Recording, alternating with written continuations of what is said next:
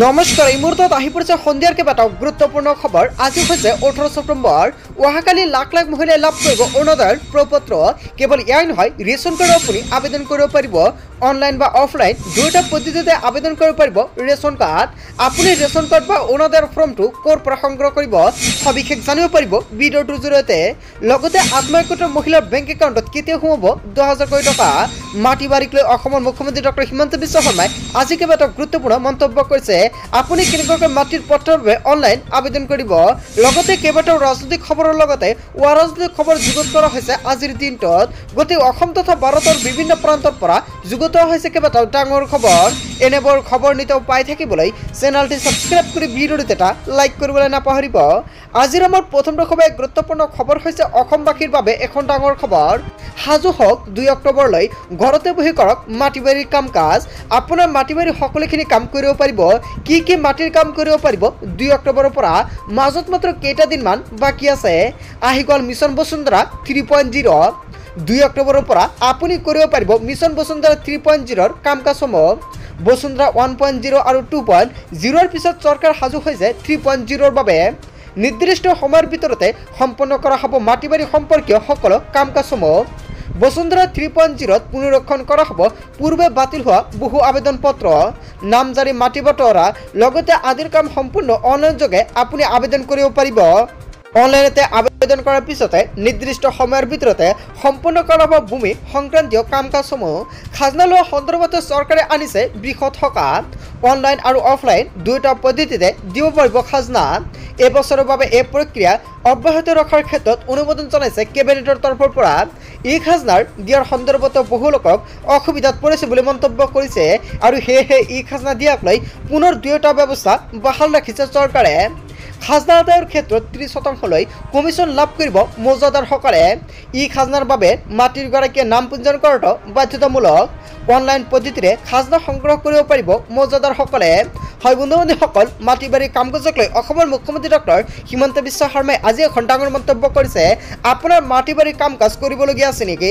তেনে ক্ষেত্ৰত আপুনি কেনেকুৱাকৈ আবেদন কৰিব, কি নথি পত্ৰ লাগিব, সম্পূৰ্ণকৈ এটা এটা কৰি ভিডিঅ' পাই যাব। আপুনি পত্ৰৰ বাবে কেনেকুৱাকৈ আবেদন কৰিব, লগতে ভোটাৰৰ বাবে কেনেকুৱাকৈ আবেদন কৰিব, লগতে নামজাৰিৰ বাবে কেনেকুৱাকৈ আবেদন কৰিব, এটা এটাকৈ ভিডিঅ' সম্পূৰ্ণ এপ্লাই প্ৰচেছ পাই যাব। তাৰ বাবে সকলোৱে চেনেলটি ছাবস্ক্ৰাইব কৰি ৰাখিব। তাৰপিছত অসমবাসী ৰাইজক জনাইছো আমাৰ পৰৱৰ্তীটো খুবেই গুৰুত্বপূৰ্ণ খবৰ। লগতে ডাঙৰ খবৰ, ৰেচন কাৰ্ড নথকা প্ৰতিজন ব্যক্তিৰ বাবে এটা ভাল খবৰ আহি পৰিছে। মহিলাসকলে লাভ কৰিব নতুন ৰেচন কাৰ্ড। চৰকাৰে নতুনকৈ প্ৰেৰণ কৰিব 19,92,166 গৰাকী ৰেচন কাৰ্ড। নতুন হিতাধিকাৰী সংযোজনৰ বাবে চৰকাৰে এখন ডাঙৰ সিদ্ধান্ত গ্ৰহণ কৰিছে। আবেদন দাখিলৰ সময় চৰকাৰে সম্পূৰ্ণকৈ উল্লেখ কৰিছে। 19 ছেপ্টেম্বৰৰ পৰা 15 অক্টোবৰলৈকে আপুনি আবেদন কৰিব পাৰিব নতুন ৰেচন কাৰ্ড। আবেদন পত্ৰৰ সংশ্লিষ্ট জিলা, মহকুমা, খাদ্য ৰাজহুৱা বিতৰণ আৰু গ্ৰাহক পৰিক্ৰমা বিভাগ কাৰ্যালয় তথা pdsasam.gov.in পৰ্টেলত উপলব্ধ। আপুনি অনলাইনৰ মাধ্যমত আপুনি প্ৰপত্ৰটো ডাউনলোড কৰিব পাৰিব। আপুনি ৰেচন কাৰ্ড কেনেকুৱাকৈ আবেদন কৰিব, লগতে ৰেচন কাৰ্ড আবেদন কৰাৰ সময়ত আপোনাৰ যিখন প্ৰপত্ৰ লাগিব, ফৰ্মটো লাগিব, আপোনাৰ ফৰ্মটো ক'ৰ পৰা সংগ্ৰহ কৰিব সম্পৰ্কে জানিব পাৰিব। অসমৰ মুখ্যমন্ত্ৰী ডক্টৰ হিমন্ত বিশ্ব শৰ্মাই এখন ডাঙৰ মন্তব্য কৰিছে। লগতে যোগ্যতাৰ মাপকাঠি, কোন ব্যক্তিয়ে লাভ কৰিব নতুন ৰেচন কাৰ্ড। আবেদনকাৰীৰ পৰিয়ালৰ বাৰ্ষিক আয় 4 লাখতকৈ টকাতকৈ কম হ'ব লাগিব। আপুনি যদি নতুন ৰেচন কাৰ্ড আবেদন কৰিবলৈ খুজিছে, তেনে ক্ষেত্ৰত আপোনাৰ বছৰি 4 লাখ টকাৰ তলত ইনকাম থাকিব লাগিব। তেন্তে আপুনি আবেদন কৰিব পাৰিব নতুন এখন ৰেচন কাৰ্ডৰ বাবে। তাৰপিছত চৰকাৰে উল্লেখ কৰিছে আবেদনকাৰী আধাৰ কাৰ্ড থকাটো বাধ্যতামূলক। যদি আপুনি ৰেচন কাৰ্ড আবেদন কৰিবলৈ যায়, তেনে ক্ষেত্ৰত আপোনাৰ আধাৰ কাৰ্ডটো থাকিব লাগিব। আধাৰ কাৰ্ড নহ'লে আপুনি নাপাব নতুনকৈ ৰেচন কাৰ্ড। তাৰপিছত চৰকাৰে 3 নম্বৰত উল্লেখ কৰিছে আবেদনকাৰী ভাৰতীয় নাগৰিক হ'ব লাগিব। বাৰ্ষিক আয় 4 লাখ টকাৰ কম। ৰাজ্য চৰকাৰৰ অধীনত সকলো মাষ্টাৰ ৰোল কৰ্মচাৰীৰ লগতে দৈনিক মজুৰি প্ৰাপ্তক, লগতে কেন্দ্ৰ তথা ৰাজ্য চৰকাৰৰ অৱসৰপ্ৰাপ্ত চতুৰ্থ বৰ্গৰ কৰ্মচাৰী আৰু ঠিকাভিত্তিক কৰ্মচাৰীসকলে আবেদন কৰিব পাৰিব। আৰু কোন ব্যক্তিয়ে ৰেচন কাৰ্ড আবেদন কৰিব পাৰিব নিশ্চয় সম্পূৰ্ণকৈ জানিলে। এতিয়া চাওক কি নথি পত্ৰ লাগিব ৰেচন কাৰ্ড আবেদন কৰাৰ সময়ত।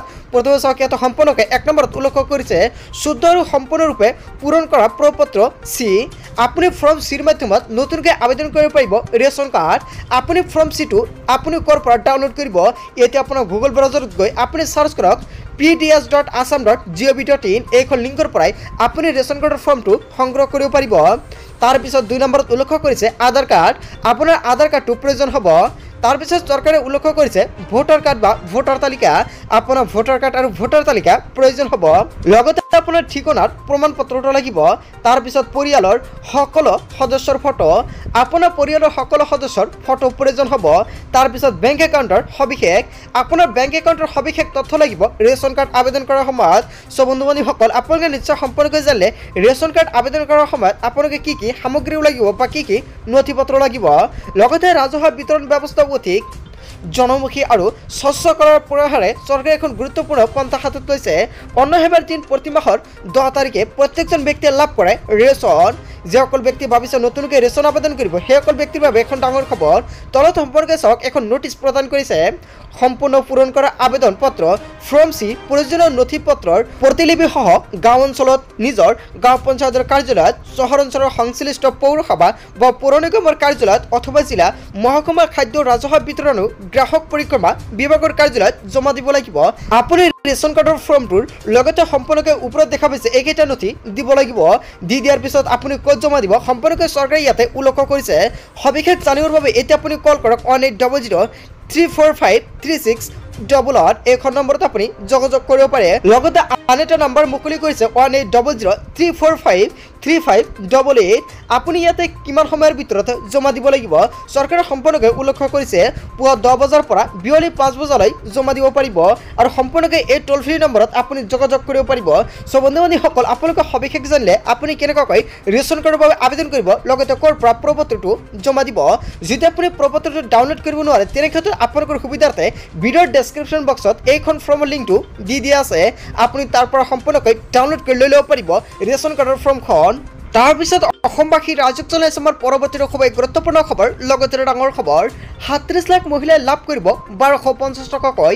আহি আছে অৰুণোদয় 3.0। অৰুণোদয় আঁচনিক লৈ হিমন্ত বিশ্ব শৰ্মা চৰকাৰৰ এখন বৃহৎ সিদ্ধান্ত। অহাকালি ৰাতিপুৱাৰ পৰাই লাখ লাখ মহিলাই লাভ কৰিব প্ৰপত্ৰ। আপোনাৰ ঘৰত অৰুণোদয় আঁচনি নাই নেকি?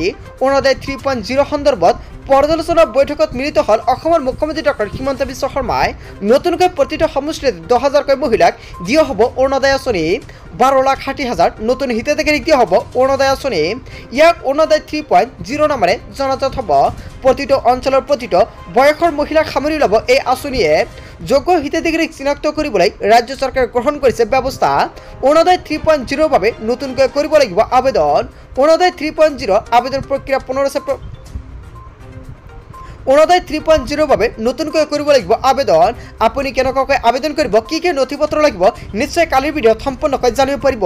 কিয়নো কালি ৰাতিপুৱাৰ পৰা নতুনকৈ চৰকাৰে প্ৰদান কৰিব অৰুণোদয়ৰ ফৰ্মসমূহ আৰু অৰুণোদয়ৰ ফৰ্মটো আপুনি ক'ৰ পৰা লাভ কৰিব এইখন চেনেলৰ জৰিয়তে ৰাতিপুৱাৰ ভিডিঅ'টোত পাই যাব।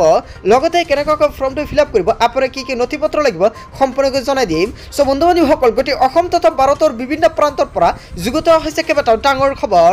এনেবোৰ খবৰ নিতৌ পাই থাকিবলৈ চেনেলটি ছাবস্ক্ৰাইব কৰি ভিডিঅ'টো এটা লাইক কৰিবলৈ নাপাহৰিব।